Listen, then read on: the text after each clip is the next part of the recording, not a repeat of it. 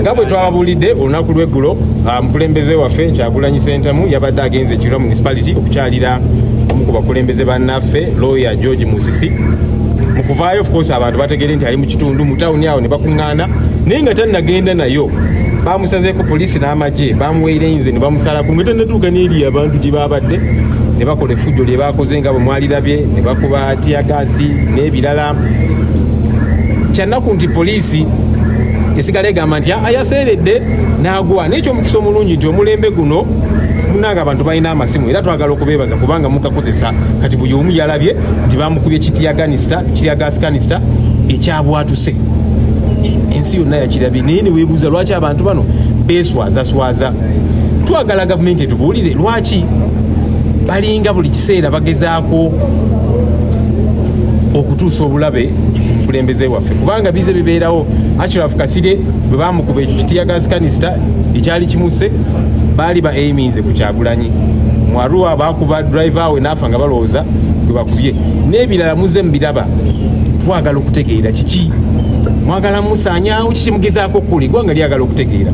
Naye n'ekirala twebuuza lwaki bakozesa ebikompola, nja biyita bikompola kubanga zikanisitazi zino zibwatuka ne zituusa obulabe ku bantu. Mwalaba ekyatuuka ku Ashraf Kasirye, twali eregu mu campaigns bakuba omukyala okugulu konna konna ne kusesebbuka. Muze mulaba tiyagaasi kanisitazi nga zikutulako engalo z'abantu. So bamanyi nti bya bulabe naye ate babikozesa ne ku bakulembeze baffe ng'owekitiibwa Kyagulanyi. Twagala okutegeera kiki lwaki musigala nga mukozesa ebintu bino ku bantu abatalina buzibu. Omusango gwe bakoze kuubira ku mwagalwa waabwe, ogwo nawo gubeera musango nti kakati mubakubemu ebyasi bino bitiyagaasi kanisita ebibatuusaako obulabe. Twagala okutegeera olunaku olwaleero Honorable Kyagulanyi asiibuddwa, yabadde wakusigala wano okumala ennaku nga bakyamonitoringa naki, naye olwaleero ku makya bamukozeeko, bamulongoosezza, bakoze minor surgery okugyamu obupapajjo obwo fragments obwatiyagaasi kanisita obwabadde bumuyingidde mu kigere, kubanga obwo bwabadde bweraliikiriza abasawo. Naye fragments obwo bamulongoosezza ku makya ne babugyamu, n'asaba oba basobola okumusiibula kubanga embeera wano ebadde etandise okwonooneka mukko.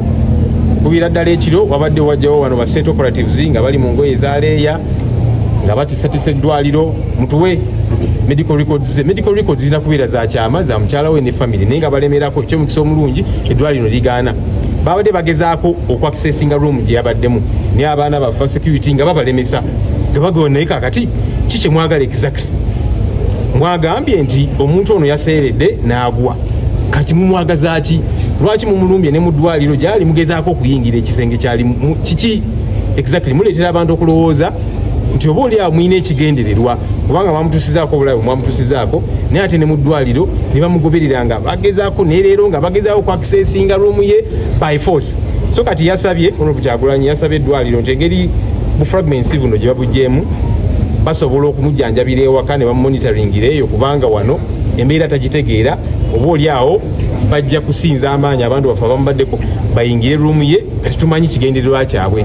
Kyomukisa omulungi eddwaliro likiriza asiibulwe, bajja sigala nga bamujjanjabira ewaka nga bamumonitoringa asuuke. Naye tugamba gavumenti muleme kusindiikiriza abantu. Ennyindo bw'oginyigiriza ennyo egy'omusaayi, kirabika mwagala okutuusa bannayuganda nga mutuusa obulabe ku bakulembeze, ku mukulembeze waabwe gwe baagala, muzze mukikola nga mukiddingana. Ku lwaki kiki mwagala ku bannayuganda? Following what happened yesterday, we did inform the nation everything that did transpire. Honorable Kyagulanyi Ssentamu Robert, our leader, had gone to Kirwa municipality to visit one of our colleagues, our lawyer, Counsel George Musisi. And after the function, as he left, of course, people had gathered in the town because they heard he was within the area. But even before he could get there, he was waylaid. As you saw the videos, he was waylaid by police and the military, the tear gas, canisters, and all of that when he got out of the car because of really the discomfort of the tear gas that had gotten into the car. Shortly after that, they aimed at his leg with that tear gas canister that exploded, as we did see, and injured his leg. You see, for us, we are thinking this was not some kind of accident. It looked like it was deliberate for these people to aim at him the way they did. And it's not the first time that the life of Honorable Kyagulanyi has been at stake. In Arua, they tried to kill him, they killed his driver instead. When they aimed a projectile at him, the one that eventually hit Ashraf Kasirye, who thank God survived, that was meant for him, and several other near misses. We keep wondering why.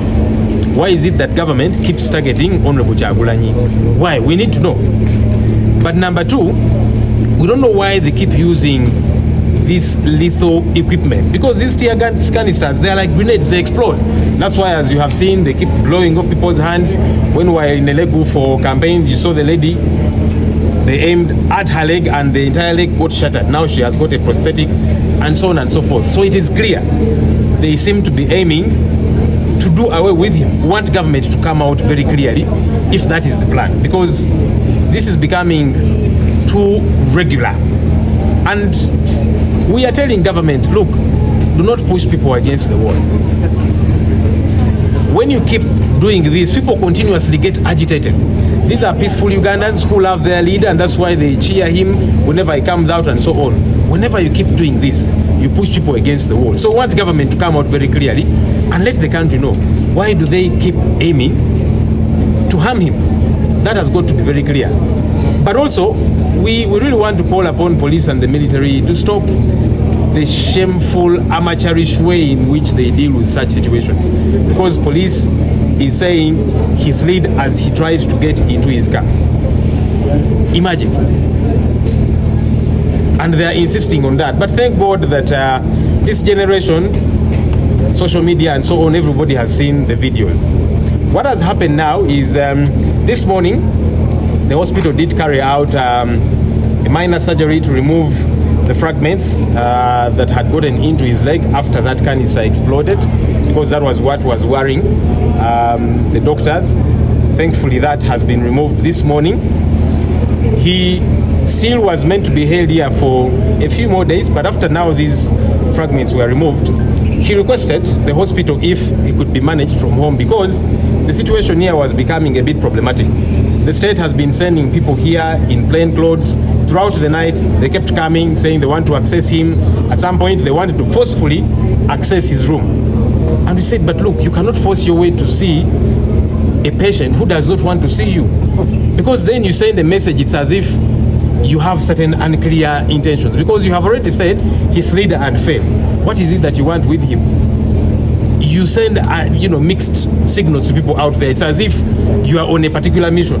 Why have they been forcefully trying to access him? We understand the state has been putting the hospital on pressure.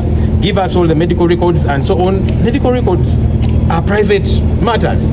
They are only meant to be held by his wife and very close family. Why does the state keep trying to access them and keep trying to force their way into his room? So that's why he requested and said, now that that minor surgery has been carried out, fragments have been removed, he requested if everything else could be managed from his home, and the hospital said now that he's out of danger, he can be managed from home, because he felt he was not secure here anymore because of these plainclothes state operatives that kept coming around the hospital, kept trying to access his hospital room in a very problematic manner.